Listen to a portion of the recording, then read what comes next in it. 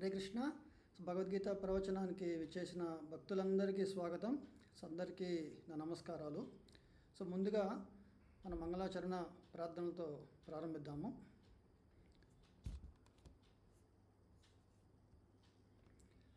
ఓం అజ్ఞానతిమిరాంధస్య జ్ఞానాంజనశలాకయ చక్షురున్మిళితం యేన తస్మై శ్రీగురవే నమః. శ్రీచైతన్యమనోభీష్టం స్థాపితం యేన భూతలే స్వయం రూప కదా మహ్యం దదాతి స్వపదాంతికం. నమో ఓం విష్ణుపాదాయ కృష్ణప్రేష్ఠాయ భూతలే శ్రీమతే భక్తివేదాంత స్వామిన్నితి నామినే. నమస్తే సారస్వతే దేవే గౌరవాణి ప్రచారిణే నిర్విశేష శూన్యవాది పాశ్చాత్య దేశతారిణే. జయ శ్రీ కృష్ణ చైతన్య ప్రభు నిత్యానంద శ్రీ అద్వైత గదాధర శ్రీవాసాది గౌరభక్త వృంద. హరే కృష్ణ కృష్ణ కృష్ణ హరే హరే, హరే రామ రామ రామ హరే హరే. హరే కృష్ణ కృష్ణ కృష్ణ హరే హరే, హరే రామ రామ రామ హరే హరే. హరే కృష్ణ కృష్ణ కృష్ణ హరే హరే, హరే రామ రామ రామ హరే హరే.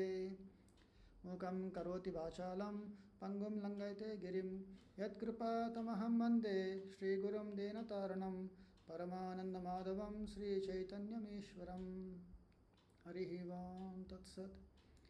ఓం నమో భగవతే వాసుదేవాయ. ఓం నమో భగవతే వాసుదేవాయ. ఓం నమో భగవతే వాసుదేవాయ.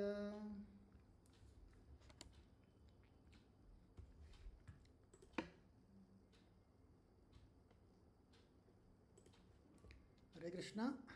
ఈరోజు మనము భగవద్గీత యథాతథం నుంచి 10వ అధ్యాయము. మనం కరెక్ట్గా 50% మనము భగవద్గీతని అర్థం చేసుకోవడానికి ప్రయత్నం చేశాము. ఇన్ని ఆల్మోస్ట్ ఒక 5 months పడుతుంది మనకి పట్టింది. ఇప్పుడు మనం 10వ అధ్యాయము అంటే భగవత్ విభూతి. ఈ భగవత్ విభూతి అంటే భగవంతుడి యొక్క ఐశ్వర్యము. భగవంతుడి యొక్క ఐశ్వర్యము తెలుసుకోవాలి అంటే భగవంతుడు స్వయంగా తనను తను చెప్పుకుంటే తప్ప అన్యులకు తెలియదు అన్నమాట.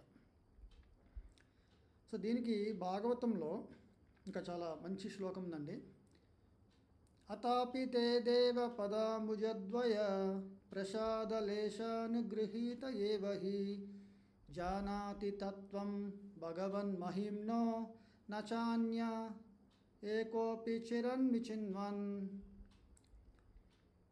ఇక్కడ ఏం చెప్తున్నారంటే అతాపి తే దేవ పదాంబుజద్వయ అంటే భగవంతుడి యొక్క ద్వయ అంటే 2 అంటే ఆయన 2 పాద పద్మాల ఓకే ఆయన పాద పద్మాల శరణు పొందినప్పుడు ప్రసాద లేశానుగృహీత అనుగ్రహ అంటే ప్రసాద లేశ అంటే ఒక కొంచెం లేశమైన మనకి ఆయన యొక్క కృప కటాక్షం మనకి కలిగితే అప్పుడు జానాతి అంటే జానాతి అనే హిందీ పదము తెలుగులో కూడా ఉంది. ఓకే తత్వం తెలుసుకోగలుగుతారు. ఏమని? భగవన్ మహిమ్నో భగవంతుడి యొక్క మహిమ అంటే జస్ట్ ఒక చిన్న మ్యాజిక్ షో లాంటిది కాదు. భగవంతుడి యొక్క ఐశ్వర్యము. ఇప్పుడు భగవంతుడు ఈ యొక్క జగత్ సృష్టిని ఎలా సృష్టిస్తున్నారు, ఎలా దాన్ని మెయింటైన్ చేస్తున్నారు, ఎలా డిస్ట్రాయ్ చేస్తున్నారు. ఈ యొక్క సృష్టి ఎక్కడి నుంచి ఇన్ని రకరకాల బ్రహ్మాండాలు అంటున్నారు. బ్రహ్మాండ కోటి నాయక అన్నారు కదా.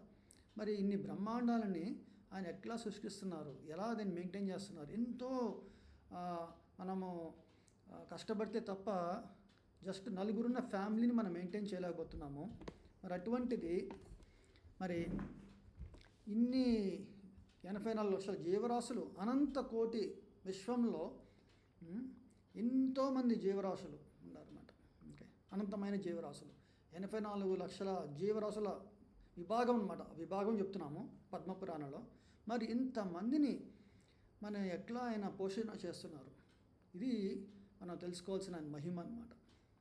ఓకే, సో ఆయన గురించి ఈరోజు ఈ యొక్క 10వ అధ్యాయం గురించి తెలుసుకోవాలంటే ముందుగా భగవంతుడి యొక్క కృప మనకు కలగాలి. అంటే మనలో ఆ శ్రద్ధ, నేను భగవంతుని శరణు పొందాలి అన్న శ్రద్ధ. అంటే ఆ శ్రద్ధ అనేది భగవంతుడి తత్వాన్ని, ఆయన చెప్పిన ఉపదేశాన్ని నేను శ్రద్ధగా ఆలకించి దాన్ని ఆలింగనం చేసుకొని, ఓకే, అంటే మన ఎసిమ్యులేట్ అనమాట. మనం ఎసిమ్యులేట్ చేసుకోవద్దు, అప్పుడు మనలో ఆకర్షణ ఏర్పడుతుంది. అప్పుడు ఎప్పుడైతే మన ఆకర్షణ ఏర్పడిందో, ముఖ్యంగా ఆకర్షణ వచ్చే ఒక ఒక సిమ్టమ్ ఏంటంటే రూపదులు అంటారు రుచి. రుచి ఏర్పడుతుంది అన్నమాట. ఆసక్తి అంటారు. ఆకర్షణ నుంచి ఆసక్తి. ఆసక్తి అనేది ఏమవుతుంది మనకి, వెంటనే భగవన్ నామస్మరణ చేస్తామన్నమాట. హరే కృష్ణ కృష్ణ కృష్ణ హరే హరే, హరే రామ రామ రామ హరే హరే అని అప్పుడు మనం చేసిన ఒక నామస్మరణ, దాంట్లో భావం అనేది ఏర్పడుతుంది.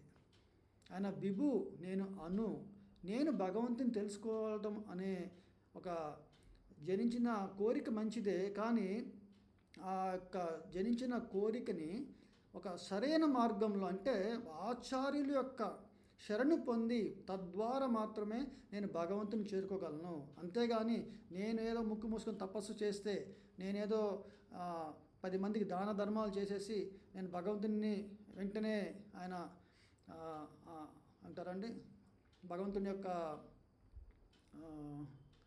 ఆయన ప్లీజ్ చేసి, ఆయన సాటిస్ఫాక్షన్, ఓకే, ఆయన ప్రీతి చెందేసి ఆయన దాన్ని అంటారండి బెనిఫిట్ పొందుదామనుకుంటాం మనం సహజంగా.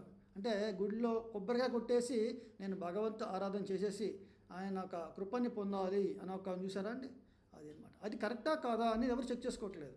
అంటే భక్తి మార్గము అంటే ఏంటి అని ఎవరు చెక్ చేసుకోవట్లేదు. అట్లాగే భగవద్ విభూతి ఈ యొక్క అధ్యాయంలో భగవంతుడే స్వయంగా తను చెప్పుకుంటున్నారు. అది నేను విని ఎట్లాగైతే పిల్లవాడు తన తండ్రి దగ్గరికి వెళ్ళి, నాన్న మనకు ఇన్ని ఆస్తిపాస్తులు ఉన్నాయి అని చెప్పినప్పుడు తండ్రి పొలం దగ్గర తీసుకెళ్ళి ఇక్కడి నుంచి ఆ కనుచూపు మేరలో కొండ కనబడుతుంది సార్, అంతవరకు మందే నాయన అనగానే ఒక పిల్లవాడికి ఎంతో, అంటే ఎక్కడ లేని ఒక భావం ఏర్పడుతుంది అన్నమాట. ఎక్స్టసీ, ఒక ఆనందం ఏర్పడుతుంది. అలాగే నేను భగవంతుడి యొక్క దాసుడను, మరి నా భగవంతుడు నా స్వామి, ఓకే, దేవుడు భగవంతుడు, ఆయన ఇంత ఐశ్వర్యవంతుడు, ఎంత గొప్ప మహిమ గలవాడు. మరి నేను ఆయన శరణి పొందితే నేనెందుకు ఈ జీవితంలో కష్టం పడుతున్నాను అనేది సిమ్టమ్ ఏర్పడుతుంది అన్నమాట. ఎప్పుడైనా మనం ఫోర్స్ఫుల్గా కష్టపడతాం, ఆఫీస్కి వెళ్ళాల్సి వస్తుంది తప్పదు, ఎస్కలేషన్ వస్తుంది తప్పదు, మనం చేయాల్సి వస్తుంది నైట్ అవుట్లో ఒక్కోసారి. కానీ వెంటనే మనకు ఒక స్ఫురణ, నేను భగవంతుడి మీద ఆధారపడాలి, నామస్మరణ చేయాలా, భగవంతుడు నన్ను చూసుంటారు. ఎట్లా ఏర్పడుతుందంటే జ్ఞానం వల్లే వస్తుందన్నమాట. అజ్ఞానం వల్ల మనము శారీరక కష్టం ఎక్కువ చేసి మానసిక ఒత్తిడి ఏర్పడతాము. అదే జ్ఞానాన్ని మనం పొందామంటే భగవంతుడి మీద శరణు అనేది ఏర్పడుతుంది. ఇక్కడ చిన్న ఉదాహరణ చెప్తాను వినండి. అంటే భగవంతుడి యొక్క ఐశ్వర్యము, ఆయన విభూతి తెలుసుకోవడం వల్ల వచ్చే లాభము ఎట్లాంటి మన సిమ్టమ్ అంటే చెప్తున్నారు చూసారా. ఒక ఉదాహరణకి, కురుక్షేత్ర సంగ్రామానికి ముందు అందరూ ఉభయ సేనలు, ఇటు 11 అక్షౌహిణీలు, ఇటు 7 అక్షౌహిణీలు సన్నద్ధులయ్యారన్నమాట.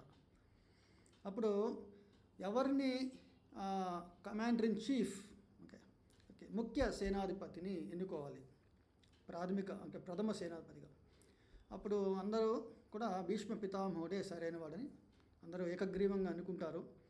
సో భీష్ముడికి అభిషేకం చేస్తారు, అంటే ఆయన పదవికి అర్హత కలిగిస్తూ.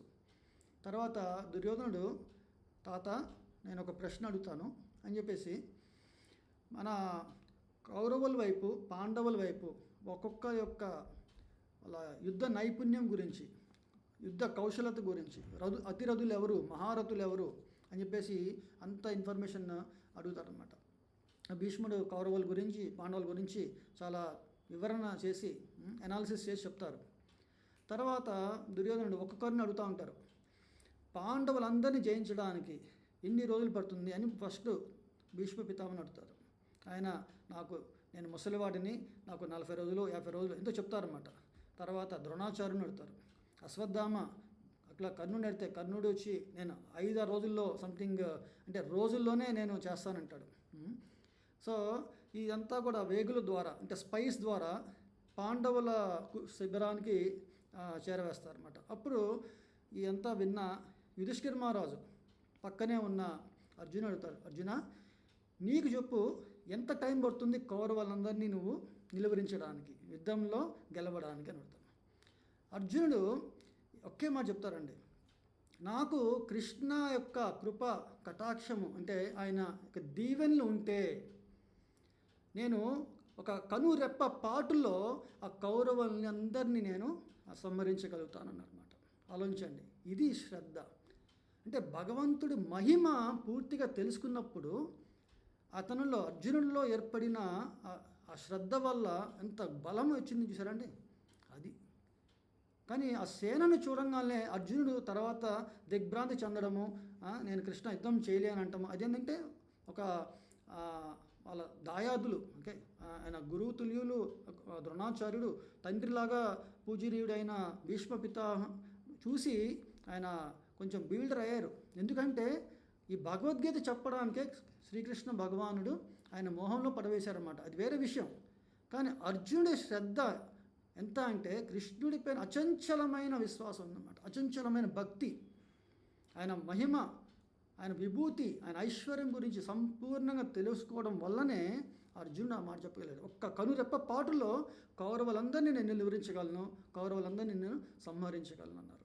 అంటే మనకి జీవితంలో ఏం కావాలండి, గొప్పగా సాధించాము అంటే కృష్ణ యొక్క వాత్సల్యాన్ని మనం పొందామంటే చాలు అని ఎవరైతే ఈ యొక్క అధ్యాయం ద్వారా తెలుసుకోగలుగుతారో, నేను కూడా మీలాగనే నేను కూడా ఓకే అలా చదివి శ్రద్ధగా మనలో చిన్న మార్పుగా వచ్చిందంటే మన జీవితం సాఫల్యమైనట్టు.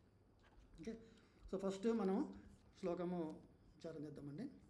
శ్రీ భగవాన్ వాచ భూయ ఏవ మహాబాహో శృణు మే పరమం వచః యత్తేహం ప్రీయమానాయ వక్ష్యామి హితకామ్యయ.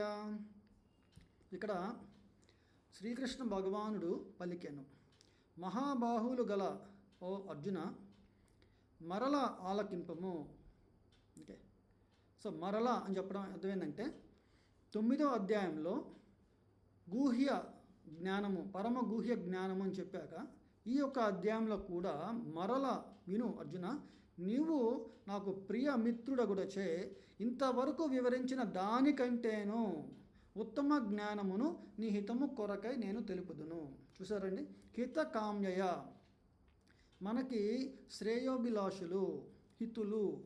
ఓకే, ఫ్రెండ్స్లో కూడా రకరకాల పదాలు ఉన్నాయండి సాంస్క్రిట్లో. ఓకే, ఆ సమయానుకూలంగా చెప్పబడుతుందన్నమాట.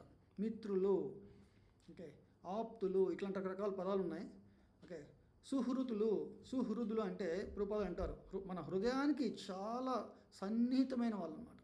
అంటే మనలో చెప్పకుండానే ఏదైతే మనకి కావాల్సిన ఉంటుందో మన శ్రేయస్సు కొరకు, ఓకే, ఆ శ్రేయస్సు గురించి ఆలోచించే వాళ్ళు సుహృదులు. ఓకే, అది భగవంతుడి భక్తులు తప్ప ఇంకెవ్వరికి ఆ స్థానం లేదండి. అది గుర్తుపెట్టుకోండి. మీరు మీ ఫ్యామిలీలో మీకున్న బాంధవ్యం బట్టి వీళ్ళు నా ఆప్తులు అది చాలామంది చెప్పచ్చు. కానీ మీరు అంటారు చూసారా, నేను చెప్పేది ఎవరికి అర్థం కాదు, నా బాధ ఎవరికి తెలియదు అంటారు చూసారా, అప్పుడు నా ఓన్లీ అని అనిపిస్తుంది ఇది ఓన్లీ భగవంతుడికి మాత్రమే, ఆయనే దీన్ని తీర్చగలుగుతారు అంటారు చూసారా, అది మాత్రం. అంటే భక్తులకి భగవంతుడికి మాత్రమే అది సాధ్యపడుతుంది. ఎందుకంటే భక్తుడు భగవంతుని శరణు పొందడం వల్ల పరమాత్మ స్వరూపుడుగా భగవంతుడు భక్తుల్లో కూడా ఆ యొక్క జ్ఞానాన్ని ఇస్తారన్నమాట. అందుకే మన గురువుని ఆశ్రయించినప్పుడు మన కష్టాలు చెప్పుకుంటాము, అది చెప్పే విధానం కూడా సరిగా ఉండకపోవచ్చు, కానీ ఆచార్యులకు మన కష్టాలు మూలం ఏంటి, okay, the root cause analysis అంటారు చూసారా, అది వాళ్ళకి తెలుసు అనమాట. అలాగే ఇక్కడ శ్రీకృష్ణ భగవానుడు అర్జునుడిని శిష్యు పరమాణువుగా చేసుకొని భగవత్ ఉపదేశాన్ని చేస్తున్నారు. సో ఇక్కడ ఏం చెప్తున్నారు, హితకామ్యయ అన్నారు. అంటే అర్జున నీ హితము కొరకై నేను ఈ యొక్క అధ్యాయంలో ఉత్తమ జ్ఞానాన్ని నేను చెప్తున్నాను. ఓకే, అందుకే చక్కగా ఆలకించుము అని చెప్పొచ్చారన్నమాట. 2వ శ్లోకంలో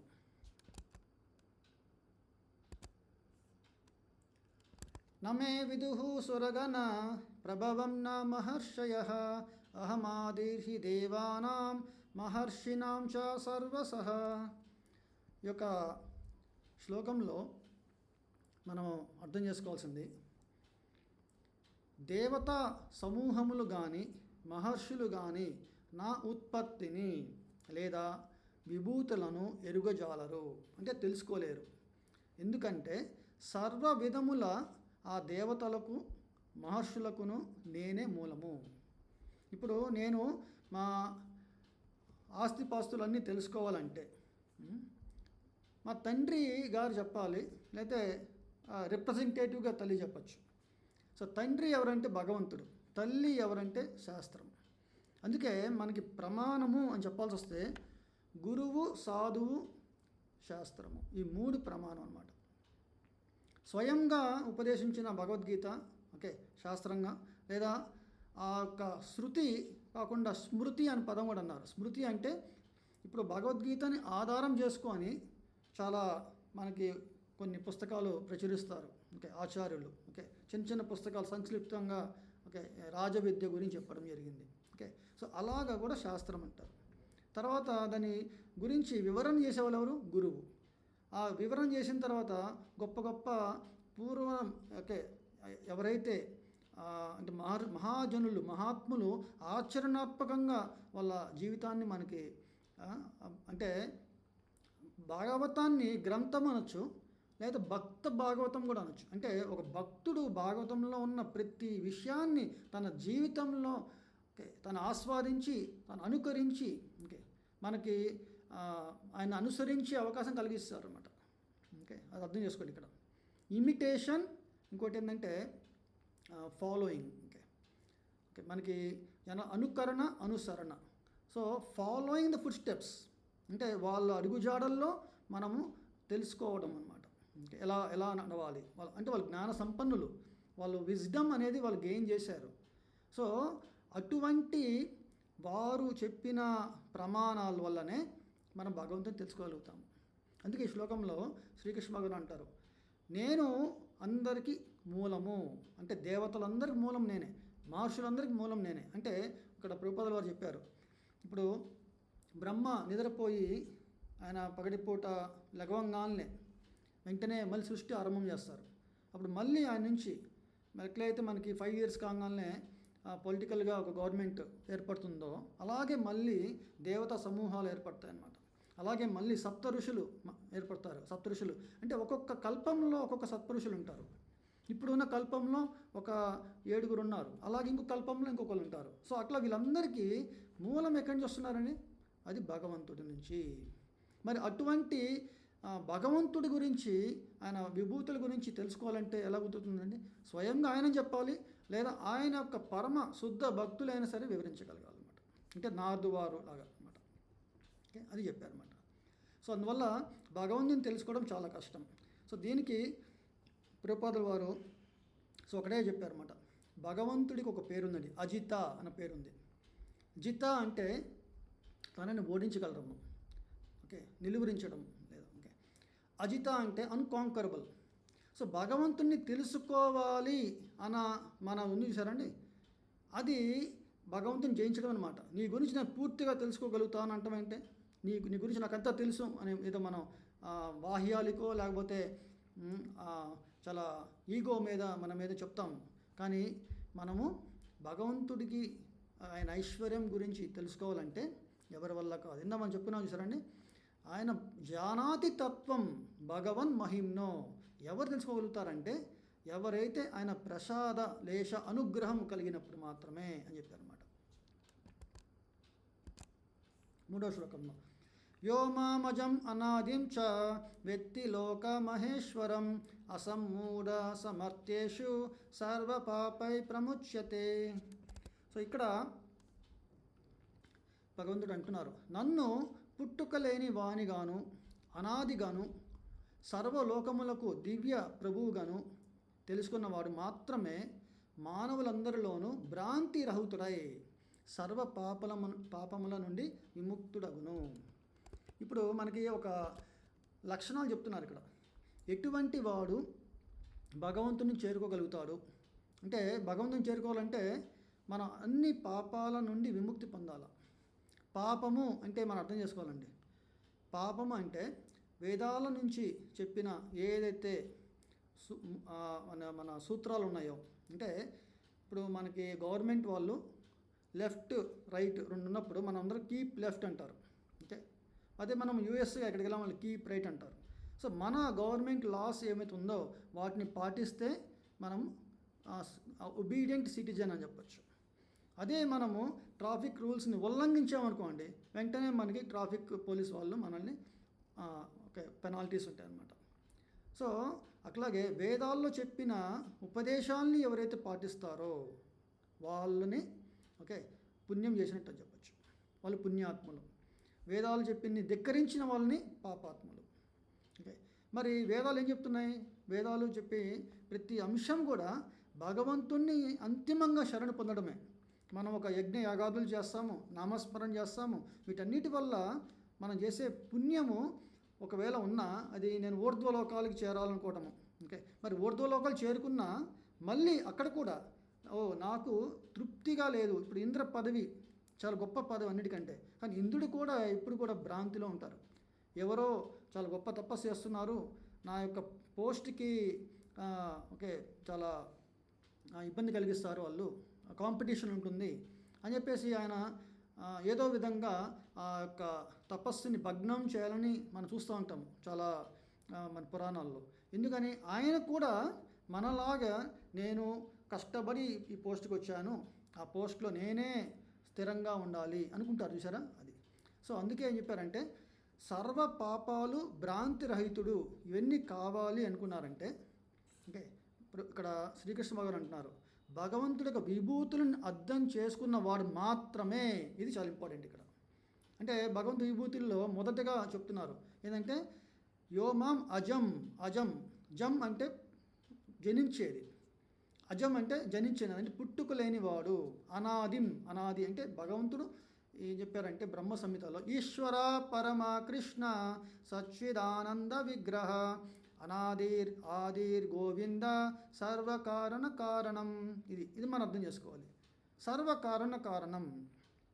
ఈరోజు మనం ఏదైనా చూసే దీనికి కారణం ఇది ఏంటొచ్చు అంటాము, దానికి కారణం ఏమైండొచ్చు, దానికి కారణం అట్లాగా చాలా మూలానికి వెళ్ళినప్పుడు ఓకే. మనం ఈ యొక్క సృష్టిలో బ్రహ్మ నుంచి అందరూ పుట్టాము.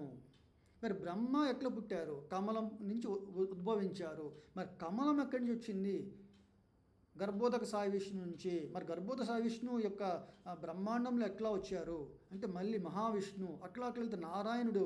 మరి నారాయణుడు మూలం ఎవరంటే ఫైనల్గా చూస్తే అది దేవాది దేవుడు శ్రీకృష్ణ భగవానుడు అని చెప్పి మనకి భాగవతంలో బ్రహ్మ సంహితలో చెప్పబడింది అనమాట.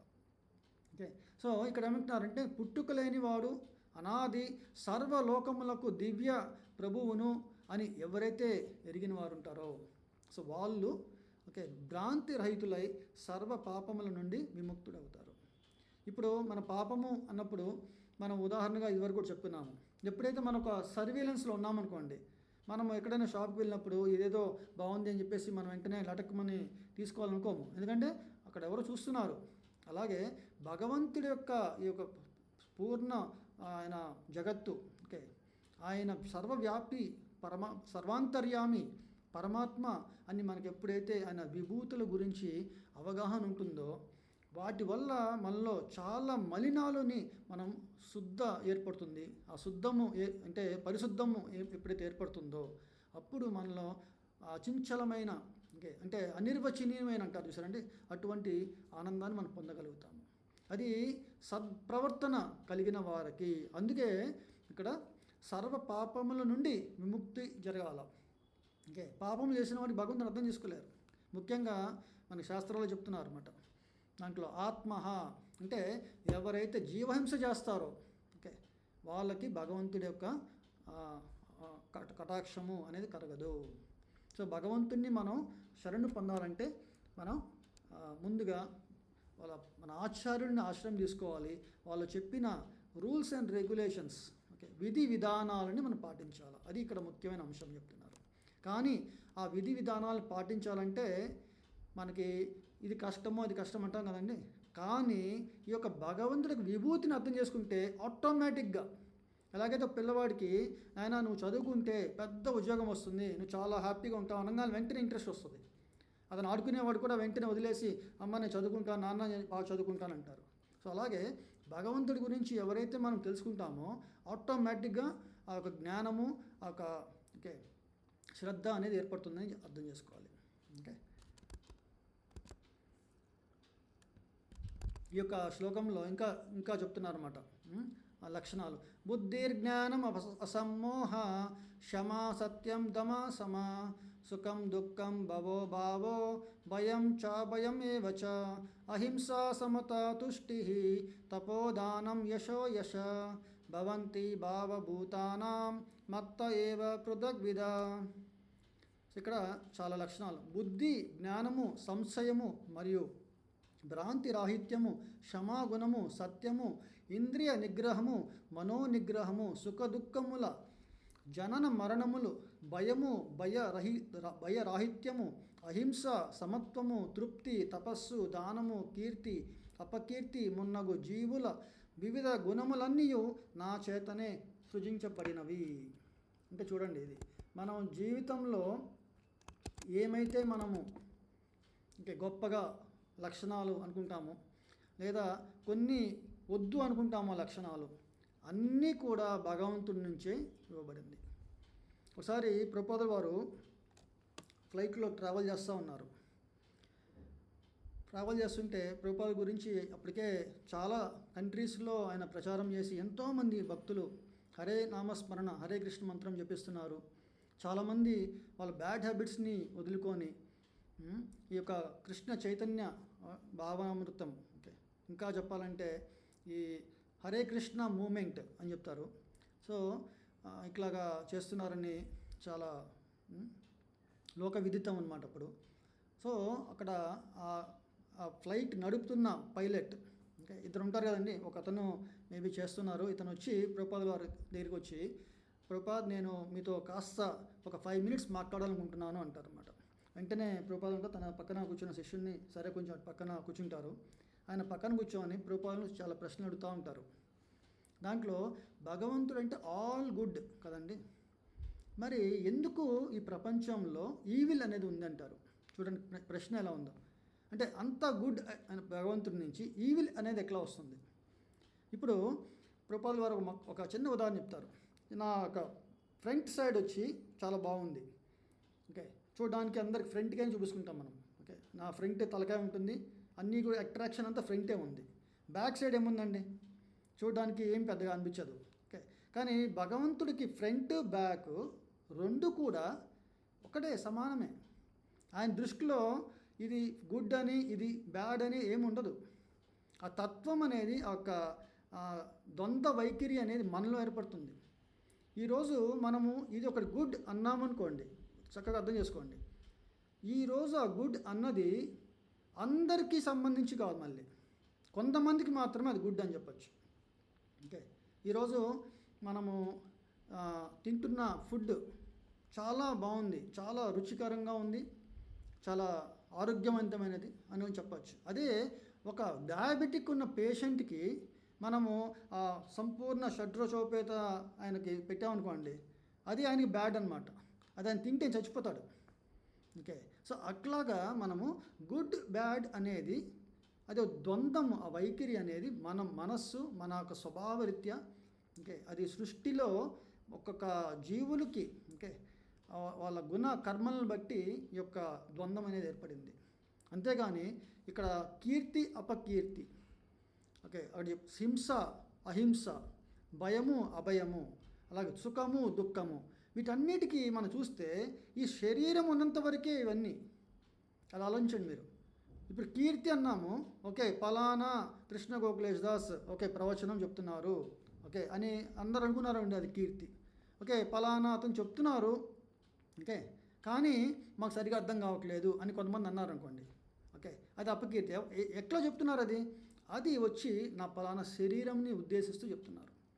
మన బాస్ ఇంట్లో ఆఫీస్లో వచ్చి నువ్వు సరిగా చేయట్లేదు అని ఒక అప్రైజల్ టైంలో చెప్తారు. మనం వెంటనే చాలా కలత చెందుతాం, అయ్యో నా గురించి తప్పుగా అనుకుంటున్నారే, నాకు ఫీడ్బ్యాక్ సరిగా ఇవ్వరాలేదే అని మనం అనుకుంటాం అనుకోండి. కానీ వెంటనే భగవంతుడు చెప్పిన ఉపదేశాన్ని మనం జ్ఞాపకం చేసుకుంటే ఇదంతా ఈ శరీరం ఉన్నంత వరకే కదా.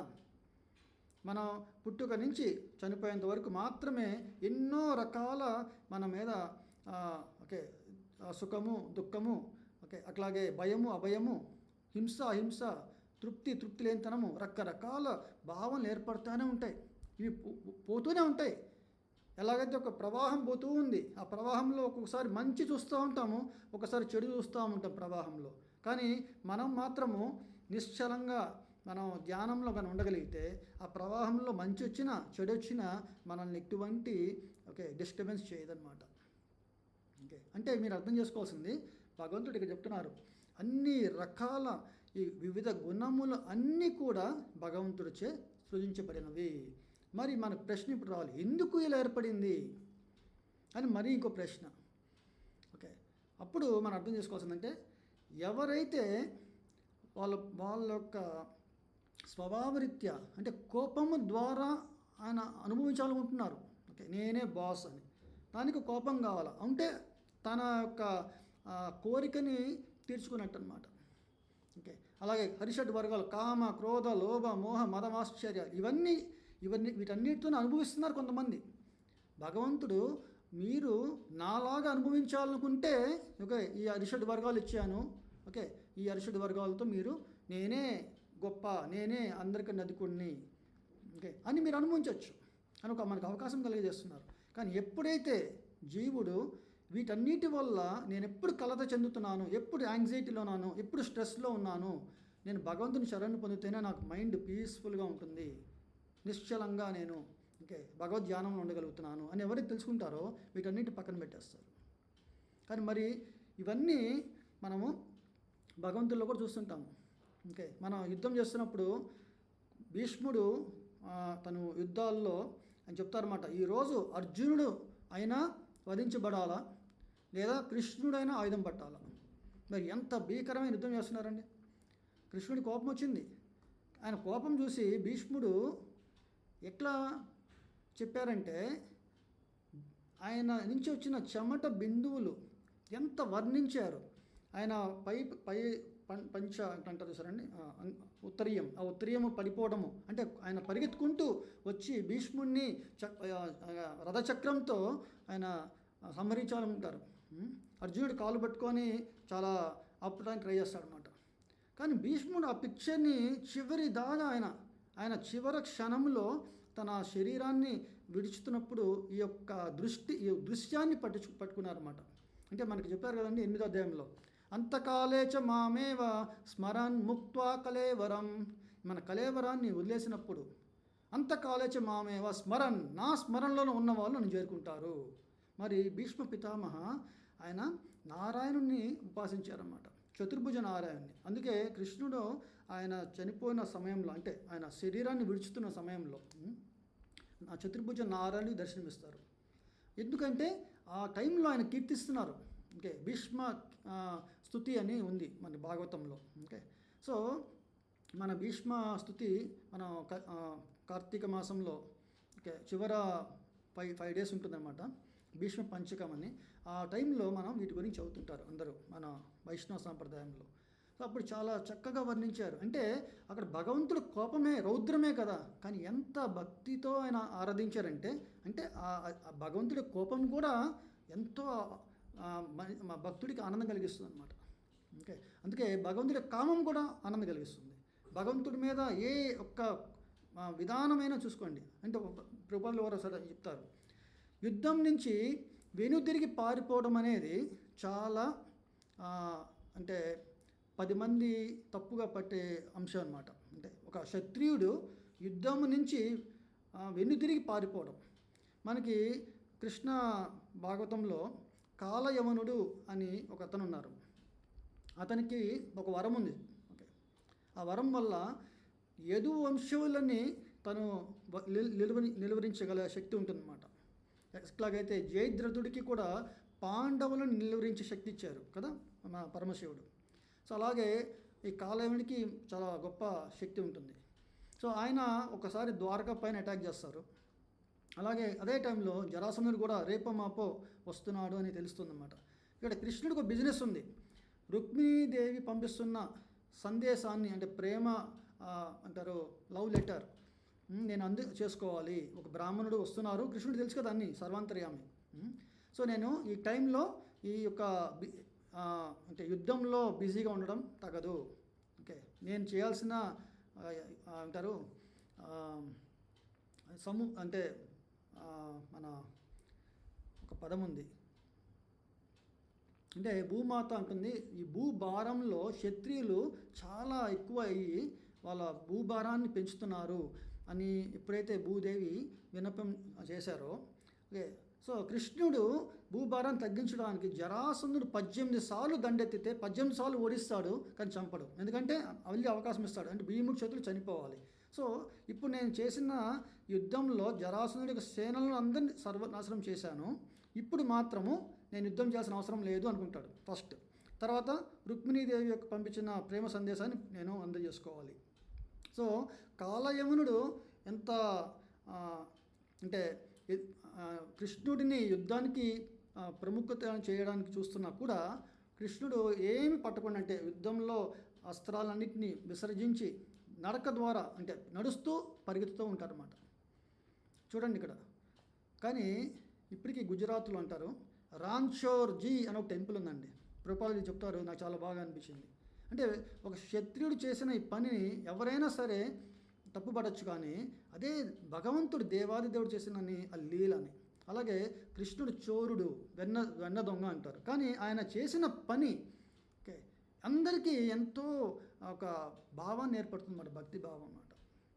సో ఎందుకు చెప్తున్నానంటే భగవంతుడి దృష్ట్యా చూస్తేనేమో ఇవన్నీ కూడా చాలా అబ్సల్యూట్, కానీ మన దృష్టి చూస్తేనేమో ద్వంద్వం కనబడుతుంది. ఇది కరెక్ట్, ఇది తప్పు అని అనుకుంటాం మనం, కానీ ఏది కరెక్ట్ రాంగ్ అని చెప్పడానికి లేదు, అంత టైం వేస్ట్. ఈ శరీరం ఉన్నంత వరకే.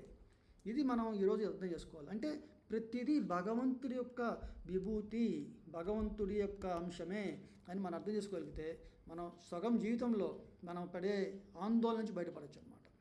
ఓకే, తర్వాత 6వ శ్లోకంలో సప్త మహర్షులను వారికి పూర్వము సనందాదులైన 4 మహర్షులను మరియు మానవ జాతిని పుట్టించిన వారు మనువులను నా మానసయు నుండియే ఉద్భవించిరి. వివిధ లోకములందరి సర్వజీవులు వారి నుండి జన్మించిరి.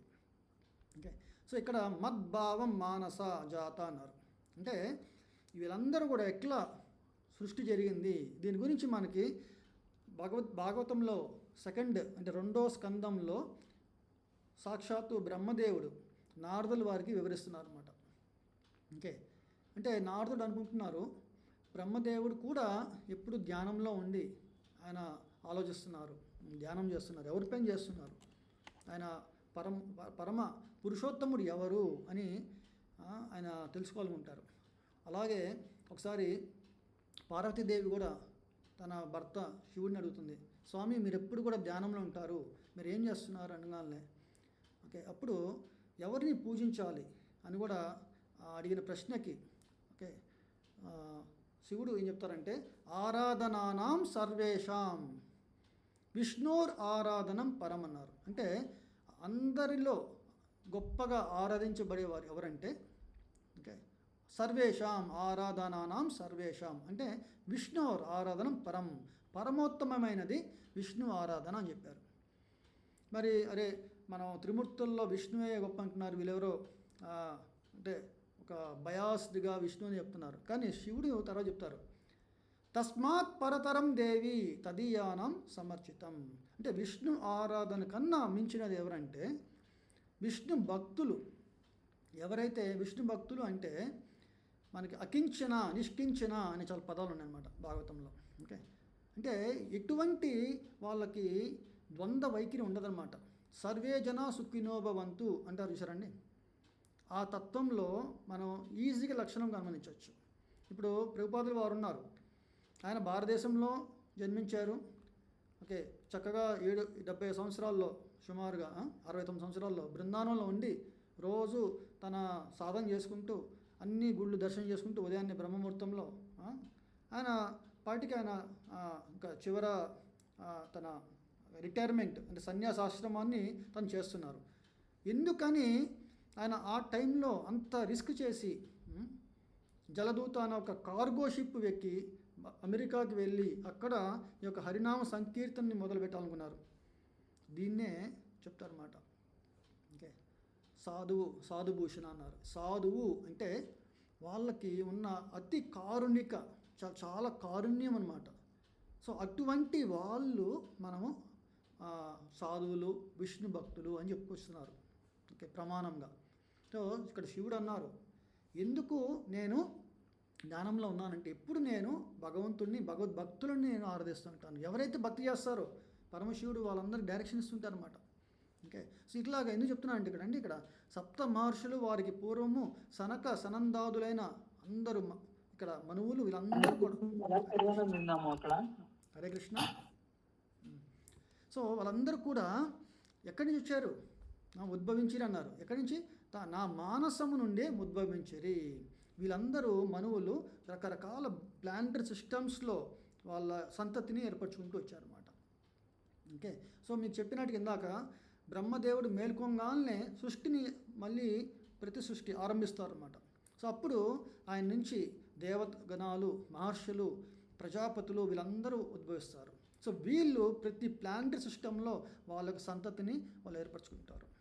అంటే మనకి ఇప్పటికి మనకి అర్థం కావడానికి కొంతమంది మీ యొక్క గోత్రం ఏంది అంటారు, మీ గోత్రనామాలు. నేను భృగు గోత్రం అంటారు కొంతమంది గౌతమ గోత్రం అంటారు. వీళ్ళందరూ అంటే ఋషులు, అట్లా ఋషులు వాళ్ళ రాజ్యాలు, వాళ్ళ నుంచి వచ్చిన సంతతిని మనకి గుర్తెరిగి మనకి ఈ గోత్రనామాలు అనేది ఏర్పడింది అనమాట.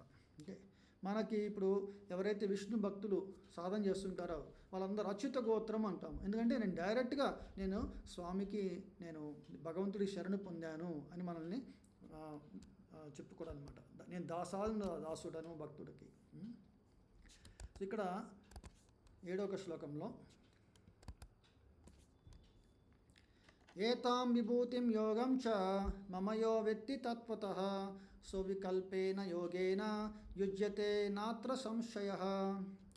ఇక్కడ నా ఈ దివ్య విభూతిని, యోగ శక్తిని యథార్థముగా ఎరిగినవాడు నా విశుద్ధ భక్తియుక్త సేవలో నియుక్తుడు కాగలడు.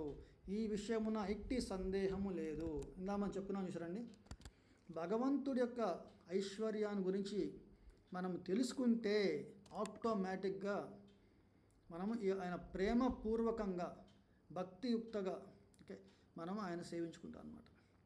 అందరూ చేస్తున్నారండి. మా ఇంట్లో చిన్నప్పటి నుంచి చూస్తుంటాను నేను.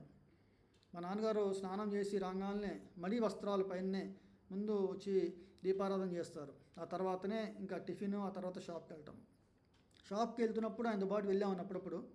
షాప్కి వెళ్ళంగానే మొత్తము శుభ్రం చేస్తారు. మరి మెడికల్ షాపు మొత్తం శుభ్రం చేశాక కల్లాపులన్నీ చల్లి పసుపు నీళ్ళు చల్లుతారు. అంటే ఏదో కొంచెం శుద్ధ అంటే ప్యూరిఫికేషన్ కోసము. తర్వాత మళ్ళీ షాప్లో ఒక మూల ఎక్కడో కొంచెం పటాలు పెడతారు. అక్కడ దీపం వెలిగించి కర్పూరం, అగరబత్తి ఇవన్నీ చూపించేసి ఇంకా అప్పుడు ఆయన అంటే కస్టమర్ అంటే కోసం వెయిట్ చేస్తున్నారు అన్నమాట. ఎవరైనా కస్టమర్ వచ్చినా ఓకే ఒక 5 నిమిషాలు అని చెప్తారు. ఈ రోజుల్లో మనం ఆ టైం ఇవ్వం. ఎందుకంటే వాళ్ళు అర్థం చేసుకోరు. పలానా షాప్లో అతను ముందు ఇప్పుడే వచ్చారు, బోనీ చేయలేదు, దేవుడిని పూజిస్తున్నారు, నేను అతనికి ఆ రెస్పెక్ట్ ఇవ్వాలి అని వెయిట్ చేసేవాళ్ళము ఇదివరకు. నాకు తెలిసి ఇప్పుడు అట్లా వెయిట్ కూడా చేయలేము. అంటే మన ఫాస్ట్ లైఫ్ స్టైల్ మారిపోయింది. ఓకే, సో మనం ఎందుకు చెప్తున్నామంటే ప్రతి విషయంలో కూడా భగవంతుణ్ణి మనం స్మరించడంతోనే మన కార్యక్రమం ఉండేదన్నమాట. కానీ క్రమేణా ఆ కల్చర్ అనేది పోయింది. ఇది ప్రభుపాద గారు చెప్తారు. అమెరికాలో చర్చి ఫాదర్స్ అన్నారు, వీళ్ళందరూ ఒకప్పుడు చర్చి ముఖమే చూసుండరు, లేకపోతే అన్ని బ్యాడ్ హ్యాబిట్స్ ఉన్నవాళ్ళు ఈరోజు ఎలాగ వీరు భగవంతుడిని కీర్తిస్తూ అన్నీ అంటే వాళ్ళ బ్యాడ్ హ్యాబిట్స్ని వదిలేసి చాలా చక్కగా బ్రైట్ ఫేసెస్, ఇదివరకు జుట్టు అంతా ఇట్లా ఉండి ఒక రకమైన బ్యాడ్ స్మెల్ వస్తూ వాళ్ళ చూపు అంటే చూస్తే కూడా ఎంతో యావగింపుగా అనిపించేది. ఈరోజు ఎంతో బ్రైట్గా, ఎంత అంటే ప్లీజింగ్గా ఉన్నారు. ఓకే, ఎంత హెల్తీగా ఉన్నారు ఇంకా అన్నిటికంటే మామూలుగా చెప్పాలంటే అని చర్చి ఫాదర్ ప్రభుపాదులు అడుగుతారు. అప్పుడు ప్రభుపాదులు అంటారు ఏంటంటే, ఎప్పుడైతే భగవంతుణ్ణి ఆరాధిస్తామో, అంటే సరినామ సంకీర్తన చేస్తామో, అన్నీ మనకి మంగళదాయకమవుతుంది, అన్ని శుభప్రదమవుతుంది. మరి భగవంతుని అలా ఆరాధించడానికి కాసిన మూలం ఏంటంటే జ్ఞానము కావాలి. దీనికే మనకి ఆచార్యులు చెప్పారు, మాయాముగ్ధ జీవేర నత స్వతానై కృష్ణ జ్ఞాన, స్వతానై కృష్ణ జ్ఞాన జీవేర కృపాయ కైల కృష్ణ వేద పురాణ. కృష్ణుడు అంటే కృష్ణుడి యొక్క అవతారం ఎవరంటే శ్రీ వ్యాస మహర్షి. వేదాలని పురాణాలు రచించారు. ఎందుకని? మాయాముగ్ధ జీవేరా అంటే మాయలో ఆయన నిమగ్నమై ఉన్నాడు అన్నమాట. నేను నాది అని చెప్పాము చూసానంటే ఇదే మన గుర్తు రావాలి. ఎప్పుడైనా మాయ అనగానే, ఎప్పుడైతే నేను అనగానే పలానా పేరుతో మనం అర్థం చేసుకుంటామో అది అహము. ఇది నాది అన్నామనుకోండి, అది కూడా అహమే, మోహం అన్నమాట. ఈ మోహంలో మనం ఉన్నంత వరకు మనల్ని, భగవంతుని, ఈ సృష్టిని ఏం అర్థం చేసుకోలేము. చూసారా, మన పొద్దున్న లెగవగానే మన ఆలోచనలు అన్నీ కూడా నేను నాది అన్న మోహంలోనే పోతూ ఉంటుంది. అట్లాగే ఫాస్ట్గా రెడీ అవటము, ఫాస్ట్గా ఆఫీస్కి వెళ్ళటము, బిజీ అయిపోవటము. ఆఫీస్లో కూడా ప్రతి విషయంలో చెప్పారు చూసారని ద్వంద్వ వైఖరి. ఇది కరెక్ట్, ఇది రాంగ్, ఇది మంచి, ఇది చెడు. నాకు ప్రమోషన్ వస్తే మంచి, ప్రమోషన్ లేకపోతే చెడు. ఓకే, సో వాళ్ళు ఏమనుకుంటారో, వాళ్ళ మనస్సు, వాళ్ళ బుద్ధి ఏది ప్రేరేపిస్తుందో, ఓకే, వాళ్ళ తృప్తి మేరకే వాళ్ళు పనులు చేస్తారు. కానీ భగవంతుణ్ణి అర్థం చేసుకోవాలి. ఆయన కరుణ వల్లనే నాకు ఈ శరీరం వచ్చింది, మరు జన్మలో ఎటువంటి శరీరం వస్తుందో అనేది కూడా భగవంతు సంకల్పమే.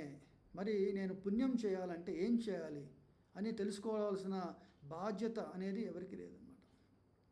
అందుకే ప్రభుపాదులు వారు అంటారు, భగవంతుణ్ణి కీర్తించాలంటే ఆయన గురించి వినాలి ముందు. ఆయన ఇప్పుడు మన తండ్రి గారిని మనం ఇంట్లోకి రాగానే, ఓకే, చిన్నప్పుడు ఏం తెలియదు, ఆయన ఎట్లా పాలన చేశారో మనం హ్యాపీగా ఉంటాము. ఒక మెచ్యూరిటీ వచ్చాక మనలో విచక్షణ ఏర్పడుతుంది. మనం ఇంట్లో పేరెంట్స్ చూడంగానే రెస్పెక్ట్ఫుల్నెస్ ఎప్పుడు వస్తుందంటే, ఆయన చాలా గొప్పవారు అని తెలిసినప్పుడు వెంటనే ఒక భయభక్తులు అంటారు చూసారా, అది ఏర్పడుతుంది. ఎప్పుడైతే ఏముంది నాకేం తెలియదు అనుకున్నప్పుడు ఎప్పుడు రాదు.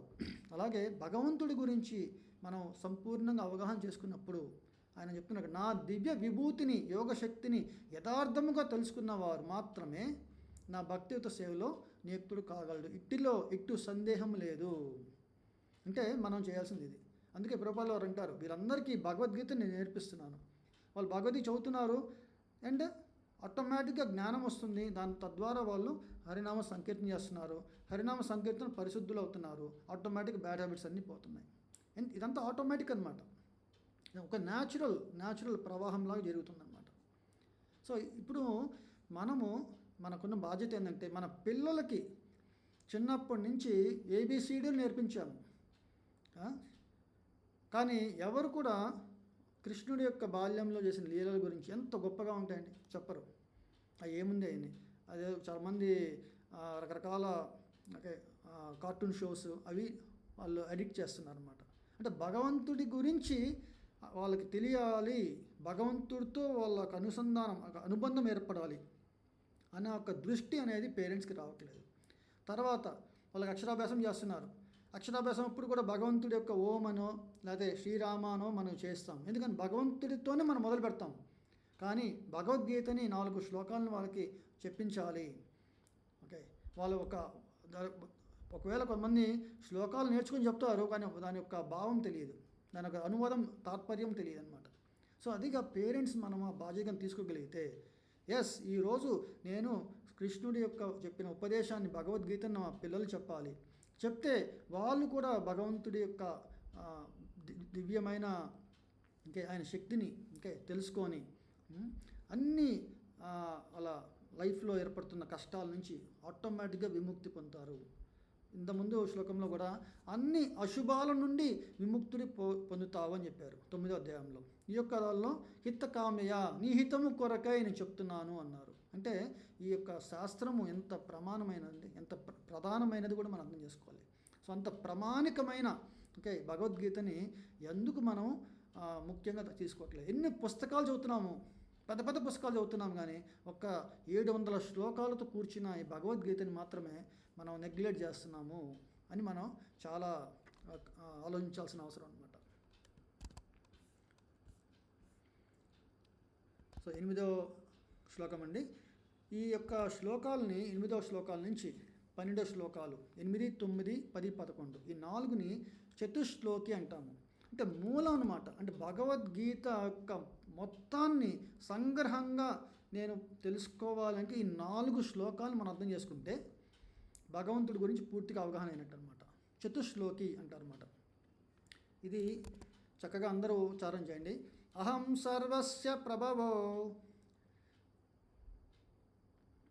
మత్తా సర్వం ప్రవర్తతే అంతా సర్వం ప్రవర్తతే ఇతి మత్వా భజంతే మాం ఇతి మత్వా భజంతే మాం బుధా భావ సమన్విత. భావ సమన్విత. సో ఇక్కడ భగవంతుడు అంటున్నారు, శ్రీకృష్ణ భగవానుడు, సర్వములైన ఆధ్యాత్మిక మరియు భౌతిక జగత్తులకు నేనే కారణభూతుడను. సర్వము నా నుండియే ఉద్భవించుచున్నది.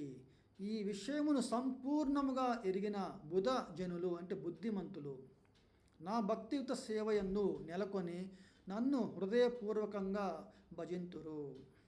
చూసారా, మళ్ళీ చెప్పిందే. కానీ ఇక్కడ మూలము అంటే ఆయన విభూతులని తెలుసుకోవడం అంటే ఏంటంటే లక్షణం ఏంది? ఇందాక ముందు ఎవరి భగవంతుడి యొక్క విభూతుల్ని తెలుసుకోగలుగుతారు అంటే పరిశుద్ధాత్మలు, అంటే తెలుసుకోవడం వల్ల వచ్చే ఫలశ్రుతిని కూడా చెప్పారన్నమాట. ఓకే, భ్రాంతి రహితులు అవుతారు, సర్వ పాపాలను విముక్తి పొందుతారు అని చెప్పారు. తర్వాత ఎవరైతే దీన్ని అర్థం చేసుకుంటారో వాళ్ళు భక్తియుక్త సేవలో నిమగ్నమై ఉంటారు. అంటే వాళ్ళు చేసే ప్రతి పని భక్తిపూర్వకంగా చేస్తారు అని మనం అర్థం చేసుకోవాలి. అందుకే పూర్వము వాళ్ళ యొక్క సాంప్రదాయాల అనుగుణంగా వాళ్ళు పూజించారు. కానీ ఈరోజు పిల్లలందరికీ డాక్టర్ దగ్గరికి వెళ్ళారండి. ఇప్పుడు పలానా డాక్టర్ దగ్గరికి వెళ్ళారనుకోండి, డెంగ్యూ ఫీవర్ వచ్చింది అని చెప్పేసి ప్రిస్క్రిప్షన్ రాసి మీరు ఇవన్నీ డైట్ అంటారు, పథ్యము అని రాస్తారు. ఇంటికి రాగానే డాక్టర్సే చెప్తున్నారు, మీకు అన్ని అవగాహన ఉంటుంది. వెంటనే ఒక గూగుల్లో కానీ ఇప్పుడు ChatGPT కానీ ఓపెన్ చేసి డెంగ్యూ ఫీవర్ అంట ఏమేం చేయాలి అన్నీ కంప్లీట్ ఓకే నేనే తెలుసుకుంటున్నాను, నాకు అన్నీ తెలుసు అన్న ఒక అహంలోనే మనం బతుకుతున్నాం అనమాట. అంటే ఆ డాక్టర్కి ఇచ్చిన ఒక రెస్పెక్ట్, ఒక గౌరవం అనేది కూడా లేదు. ఎందుకంటే ఆయన గొప్పతనం ఏంటి అది అంటే ఎందుకు చెప్తున్నాను అంటే ఈ ఒక విషయము మన లైఫ్ స్టైల్లో మన పిల్లలు మన మాట వినటం లేదు. ఓకే, మనం ఎంతో ఆలోచిస్తున్నాం, ఎందుకు నా మాట వినట్లేదు, నేను అన్ని రకాలుగా వాళ్ళకి అన్నీ సమకూరుస్తున్నాను కదా, వాళ్ళకి అడిగిందల్లా చేస్తున్నాను కదా, అయినా కూడా ఎందుకు పిల్లలు నన్ను పట్టించుకోవడం లేదు అని చాలామంది పెద్దలకి మిస్టరీ క్వశ్చన్ అన్నమాట.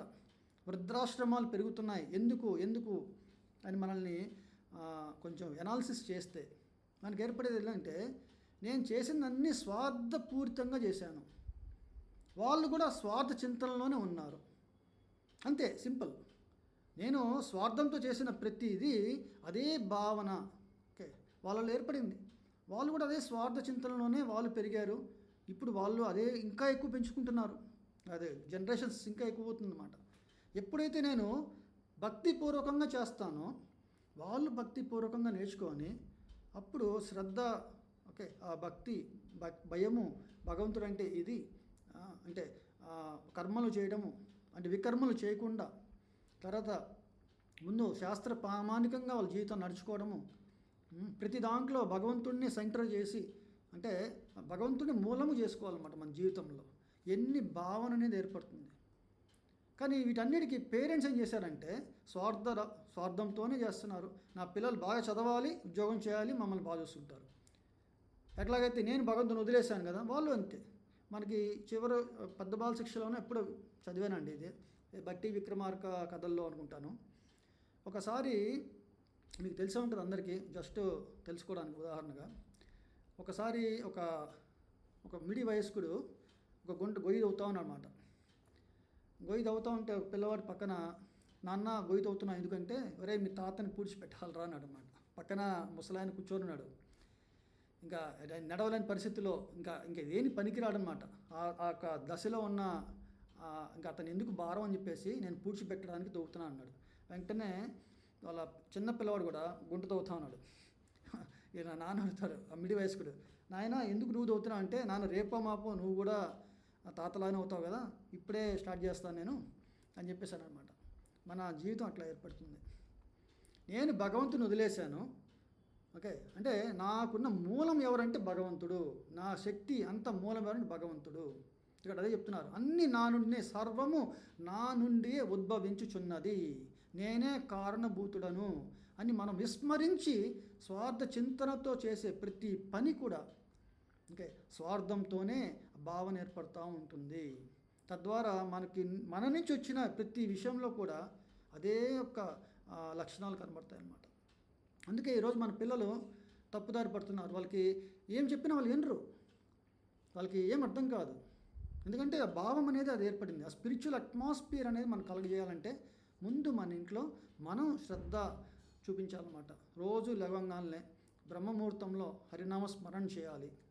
తర్వాత అందరికీ ఇప్పుడు మన పురుషోత్తమ మాసం వచ్చింది, మళ్ళీ నెక్స్ట్ కార్తీక మాసం వస్తుంది. ఓకే, అందరూ దీపాలు చూపిస్తూ ఉంటారు. అలా మనము భగవంతుడికి మన యొక్క భక్తిని మనం నివేదన చేయాలన్నమాట.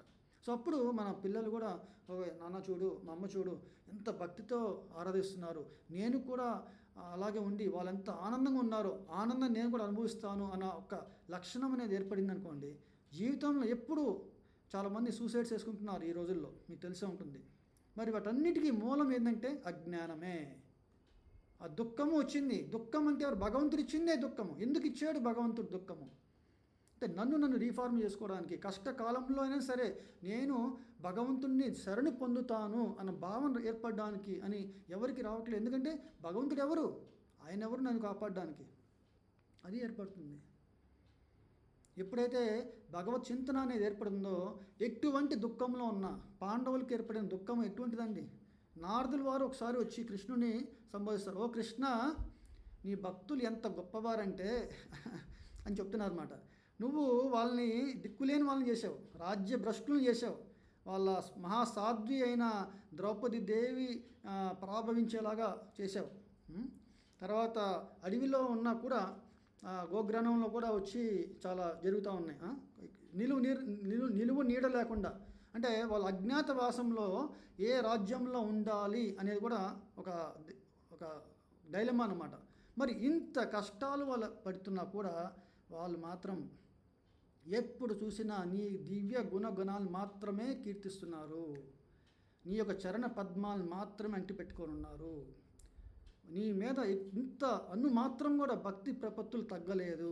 వాళ్ళని చూస్తుంటే నేను వాళ్ళ నుంచి నేర్చుకోవాలి, వాళ్ళ భక్తిని అనుసరించాలి అని నారదుల వారు కృష్ణుడికి చెప్తున్నారు అన్నమాట. అంటే ఒక భక్తుడు చేసే లక్షణాలు ఎంత గొప్పగా ఉంటాయని ఓకే తెలుసుకోవాలంటే భగవంతుడు చెప్తున్నారు. ఓకే, నేను అందరికీ అన్నీ చేస్తాను. ఓకే, ఇది ప్రభుపాదుల వారు అంటారు. అంటే మనం ఎవరైనా మనం ఒకళ్ళు చేసామనుకో, మనం రుణపడి ఉంటాం కదండి. ఇప్పుడు మన తండ్రి చేస్తారు, మనం ఉంటాం, నేను తల్లిదండ్రులకి రుణపడి ఉన్నాను, అందుకే వాళ్ళకి అన్నీ చేస్తాం. తర్వాత ఆయన చనిపోయిన తర్వాత అయినా సరే ఆయన నుంచి సంక్రమించిన ఆస్తిని అనుభవిస్తున్నాం. మనకి శ్రాద్ధ కర్మలు ఆయన చూసి అంత మనం ఉత్తమ లోకాలు ప్రాప్తించాలని ఎందుకని చేస్తారు, శాస్త్రం చెప్తున్నారు. ఓకే, అది మన బాధ్యత అని ఎట్లా అనుకుంటాం? రుణపడి ఉన్నాము. అలాగే మనము పితృదేవతలకు రుణపడి ఉన్నాము, సాధువులకు, అలాగే మహర్షులకు, అలాగే మనకి చాలా జీవరాశులకు, ఇట్లా చాలా చెప్పారన్నమాట శాస్త్రంలో. వీటందరికీ మనం రుణపడి ఉన్నాము. కానీ ఈ రుణాన్నింటినీ ఒక్క భగవంతుడు సేవించుకోవడంతోనే ఆ రుణ విముక్తి కలుగుతుంది అని శాస్త్రం చెప్తుంది. అంటే మీరు అర్థం చేసుకోవాల్సింది ఏంటంటే, ఇంత మనం పొందుతున్న అన్ని అనుభవిస్తున్న ఈ యొక్క శుభము ఓకే అన్నిటినీ కూడా మనం వేరే వాళ్ళు రుణపడి ఉన్నాము. కృష్ణుడు అంటున్నారు, నేను అందరికీ చేస్తున్నాను, అందరికీ నాకే రుణపడి ఉన్నా, డైరెక్ట్గా అందరికీ రుణ విముక్తి నేను చేస్తున్నాను. చూడండి ఇక్కడ ఎంత ముఖ్యమైనదో, అందరి యొక్క రుణాలని విముక్తిని చేస్తుంది నేనే. కానీ నేను ఎవరికి రుణపడున్నానంటే నా భక్తులకు రుణపడున్నాను. ఆ భక్తులకు రుణపడిన దాని రుణంని విముక్తి చేసుకోవడానికి నా దగ్గర ఆ శక్తి లేదు. ఇది మనం అర్థం చేసుకోవాలి. అంటే భగవంతుడు భక్త వాత్సల్య అంటే ఆయన భక్తులకు రుణపడున్నారు. ఆ రుణంని నేను ఎప్పటికి తీర్చుకోలేను అని అనుకుంటున్నారు భక్తుడు అంటే భగవంతుడు. చూడండి ఎటువంటి గొప్ప ఓకే మన స్వామి అంటారు చూసారండి. మన భగవంతుడు అని మనం సంబోధిస్తున్నప్పుడు భగవంతుడు ఐశ్వర్యాన్ని, ఓకే అదే నేను ఆయన దాసుడను, ఆయన భగవద్ దాసుడు, దాసుడను అని సంబోధించినప్పుడు ఒక అనిర్వచనీయమైన ఎంత గొప్ప ఆయన పురుషోత్తముడు అని మనం భగవద్గీత చదువుతున్నాము.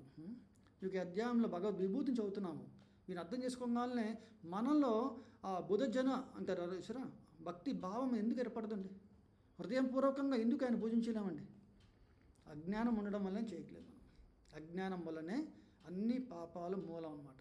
ఎప్పుడైతే భగవద్గీతను మనం చదివామో, భగవంతుడి కీర్తి గుణగణాలని మనం అర్థం చేసుకున్నామో, అన్ని అశుభాల నుండి విముక్తి పొంది, అన్ని పాపాల నుండి విముక్తి పొంది, కంప్లీట్ భ్రాంతి అంటే రాహిత్యంని పొంది సర్వదా సర్వవేళ భగవంతుని స్మరిస్తూ ఈ యొక్క అంతిమ ప్రయాణంలో మనం వైకుంఠాన్ని మనం చేరుకోవచ్చు. ఎందుకంటే భగవంతుడు అంటున్నారు, నేను ఇక్కడైతే ఎవరైతే సాధన చేసి ఒక జన్మ సార్థకత పొందారో వాళ్ళందరినీ భగవద్ధామానికి చేర్చి వాళ్ళకి అక్కడ అన్ని సౌకర్యాలతో భగవంతుని సేవించుకునే భాగ్యాన్ని కలిగిస్తాను. అది అక్కడ భగవంతుడు చెప్తున్నారు అన్నమాట. ఇంకొక 2 శ్లోకాలు చెప్దామండి. ఒక మచ్చిత్త మద్గత ప్రాణ బోధయంత పరస్పరం కథయంతశ్చ మాం నిత్యం తుష్యంతి చ రమంతి చ. నా శుద్ధ భక్తుల ఆలోచనలన్నీయు నా యందే నిమగ్నమై వారి జీవితములు సంపూర్ణముగా నా సేవ కొరకే అర్పణమై ఉండును. నా గూర్చి ఒకరికొకరు బోధించుకొనుచు మరియు చర్చించుకొనుచు నిరంతరము వారు గొప్ప సంతృప్తిని మరియు ఆధ్యాత్మిక ఆనందమును అనుభవించురు. ఇక్కడ మీరు జస్ట్ 4 పదాలు చూశారనుకోండి, జీవితంలో ఏం కావాలి నాయనా అని అడిగారనుకోండి, నాకు గూగుల్ అమెజాన్లో పెద్ద జాబ్ కావాలి, ఒక వెల్ సెటిల్డ్ లైఫ్ కావాలి, సంతృప్తిగా బతకాలా, ఎటువంటి కష్టం నా దరికి చేరకూడదు, ఓకే కంప్లీట్ ఆనందాన్ని పొందాలా, సౌఖ్యం అంటారు చూసారండి. ఇవన్నీ చెప్తారు కదండి. ఇవన్నీ మన లైఫ్లో ఉన్న గోల్స్ అన్నమాట. ఇవన్నీ మన లైఫ్లో ఉన్న లక్ష్యాలు. మరి ఇక్కడ ఈ యొక్క 9వ శ్లోకంలో ఇవన్నీ ఎవరు పొందుతారు అనేది మనకు చెప్తున్నారు భగవంతుడు. దుర్యోధనుడు తన ఆకాంక్ష ఉంది, నేను ఏకఛత్రాధిపత్యం పొందాలని. కానీ కృష్ణుడు దుర్యోధను పట్టం కట్టలేదు. తన శుద్ధ భక్తులైన పాండవులకే ఆ యొక్క భాగ్యాన్ని కలిగజేశారు. ఎన్నో వాళ్ళు టెస్టులు పొందారు కదండి, ఎన్నో టెస్టులు పాస్ అయ్యారు. ఇందాక చెప్పినట్టుగా నారదుల ముని వారే వాళ్ళ యొక్క భక్తిని పొగిడారంటే అర్థం చేసుకోండి. ఓకే అది వాళ్ళ యొక్క గొప్పతనము. ఓకే మన యొక్క ఫేమ్ అంటే కీర్తి ప్రతిష్ట అంటారు చూసారండి. నిజమైన కీర్తి ప్రతిష్టలు ఏంటంటే నేను భగవంతుడి యొక్క దాసుడను, భగవత్ సేవలో 10 మందికి కూడా నేను ఒక జ్ఞానాన్ని పంచి వారిని కూడా భగవత్ సేవలో ఆ కైంకర్యంలో నేను వినియోగించగలుగుతున్నాను. ఓకే అంటే చెప్పడం ద్వారా, వినడం ద్వారా వాళ్ళల్లో కాస్త ఒక గొప్ప ఒక జ్ఞానాన్ని అర్థం చేసుకోవడం వల్ల భగవద్భక్తిని ఆచరించగలుగుతున్నారు, వాళ్ళ జన్మ కూడా సార్థకం చేసుకోగలుగుతున్నారు అనేదే మన నిజమైన కీర్తి ప్రతిష్టలు అని భావించడం చాలా గొప్ప విషయం అన్నమాట. సో ఇక్కడ చెప్తున్నారు ఆ శుద్ధ భక్తులు ఫస్ట్ ఏంటంటే వాళ్ళ ఆలోచనలన్నీ కూడా భగవంతుడి గురించే, వాళ్ళ జీవితాలన్నీ కూడా భగవత్ అర్పితమే. ఇంకేం చేస్తారండి వాళ్ళు? ఇంకా మొత్తం అర్పితం చేసిన తర్వాత ఇంకేం ఖాళీ కూర్చుంటారా?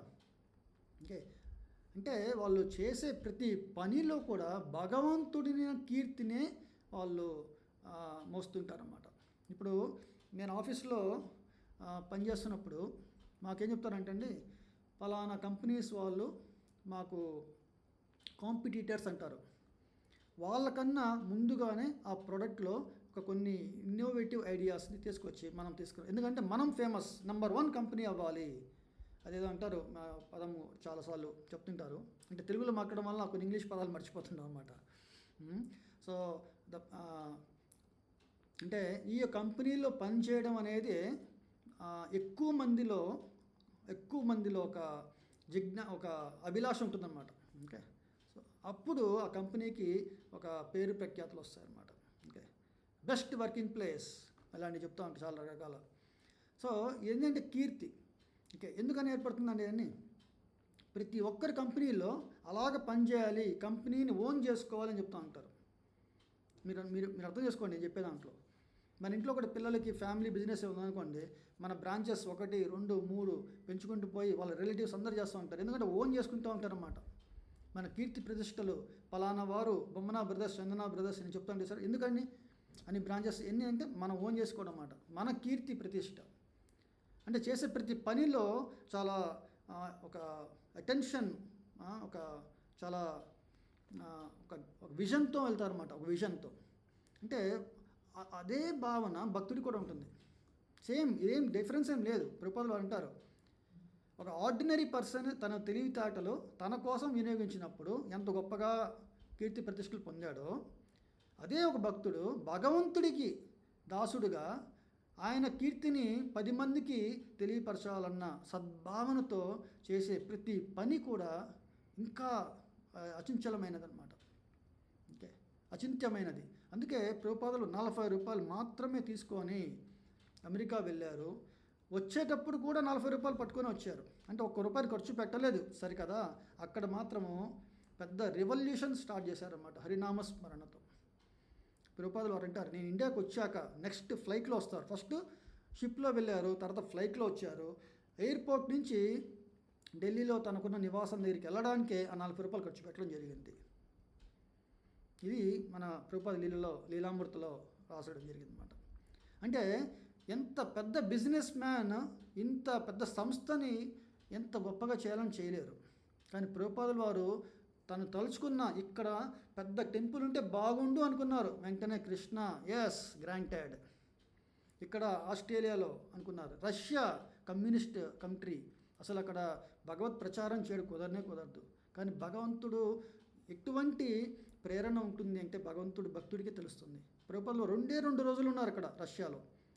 వెంటనే ఎవరో ఒకళ్ళు అక్కడ ఉన్న, రష్యా అంటే ఋషి ఉన్న ప్రదేశం అన్నమాట. అంటే ఇంతకుముందు ఋషులందరూ అక్కడే తపస్సు చేశారు. సో అందుకే ప్రభుపాదులు అంటారు, ఇక్కడ ఉన్న వాళ్ళకి చాలా భావన అనేది వాళ్ళ బ్లడ్లోనే ఉంది. అందుకే ఇప్పుడు ఈ హరే కృష్ణ ఈ ప్రభంజనం ఇండియా తర్వాత రష్యా ఉందన్నమాట. ఇప్పటికి మీరు కావాలంటే హిస్టరీ చూడండి. ఇదంతా ఎక్కడి నుంచి ఏర్పడిందంటే ప్రభుపాదులు 2 రోజులు ఉన్నారు రష్యాలో. అక్కడి నుంచి ఒక వ్యక్తి ప్రభుపాదులను కలవడం జరిగింది. ఆయనకి భగవద్భక్తిని, ఆ జ్ఞానాన్ని ఇట్లా చెప్పారు. ఒక 2 రోజులు ఎంత చెప్తారండి, మనం 1 గంట సేపు చెప్తున్నాము. ఇప్పుడు ప్రభుపాదుల వారు కొంత సమయం కేటాయించారు ఎక్కువ.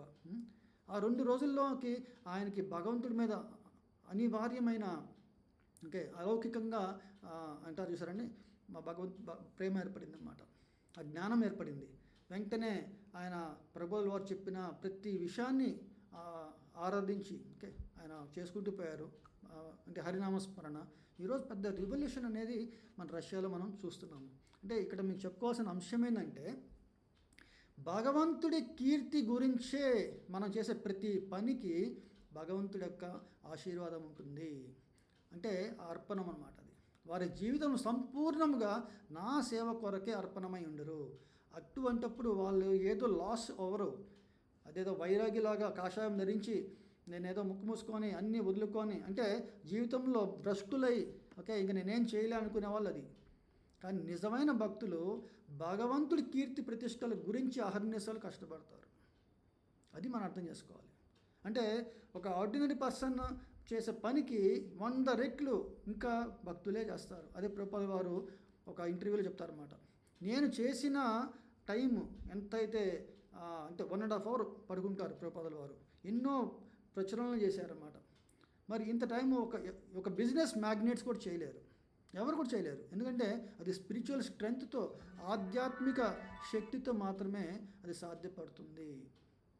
ఓకే, ఎందుకు చెప్తున్నా అంటే ఈ యొక్క ముఖ్యమైన శ్లోకంలో భగవంతుడి మీద అన్ని ఆలోచనలు, భగవంతుడి గురించే సేవ చేస్తే ఇంకా జీవితంలో వాళ్ళు ఏం చేయరండి. వాళ్ళు చేస్తారు, అన్నీ చేస్తారు, కానీ భగవంతుడి కీర్తి గురించి చేస్తారు. అలాగే నా గురించి ఒకరికొకరు బోధించుకొనుచు మరియు చర్చించుకొనుచు నిరంతరము వారు గొప్ప సంతృప్తిని మరియు ఆధ్యాత్మిక ఆనందమును, అంటే ఈ యొక్క శరీరంతో పొందే ఆనందము నిజమైన ఆనందం కాదు. ఓకే, దాన్ని మన ఆచార్యులు చపల సుఖము అన్నారు. అంటే క్షణికంగా అనమాట.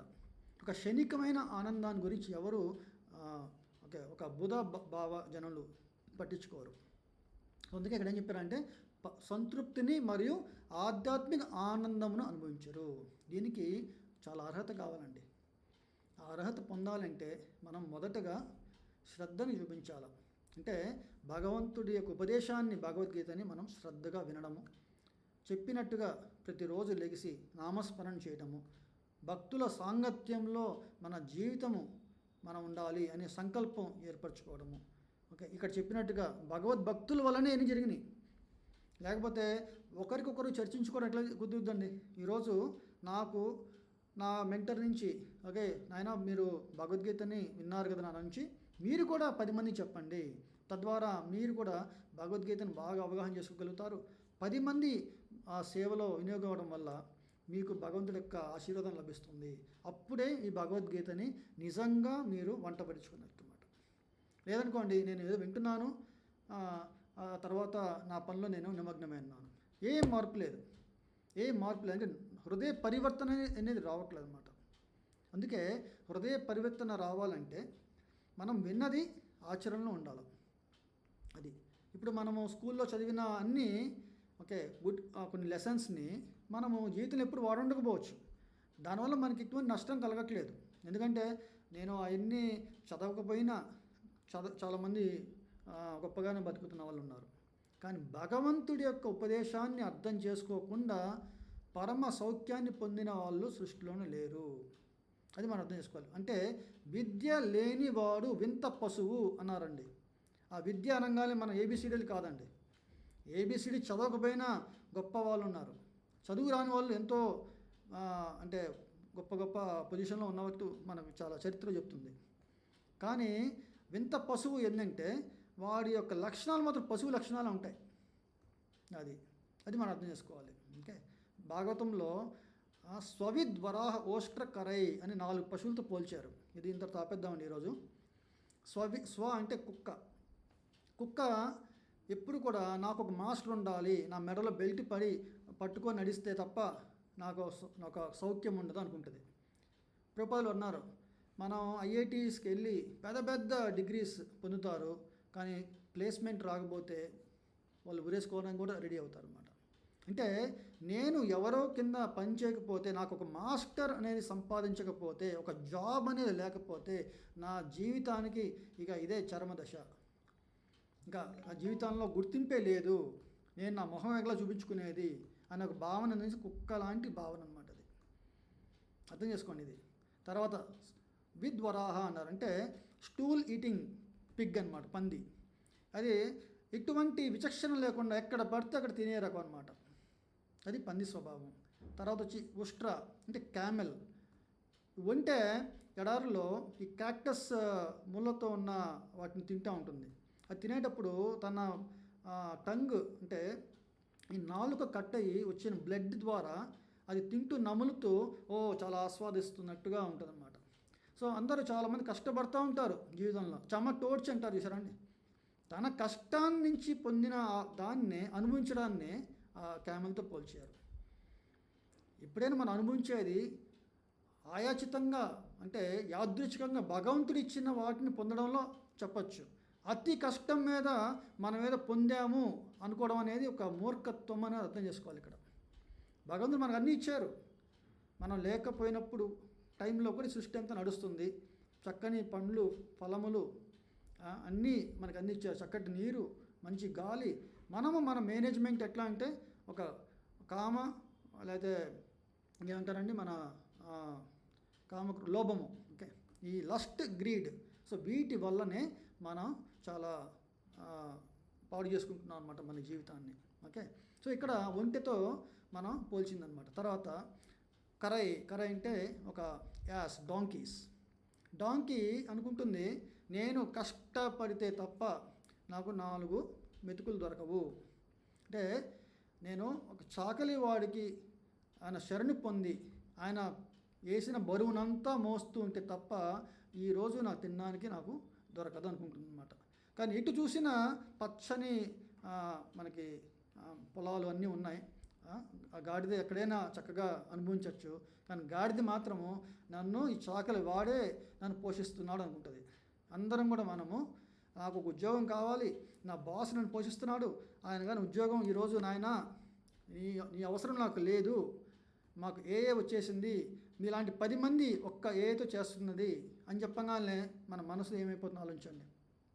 ఓకే, సో ఇలాంటి లక్షణాలు చూపిస్తున్న వాళ్ళే వింత పశువులు. ఎందుకంటే విద్య లేదు కాబట్టి.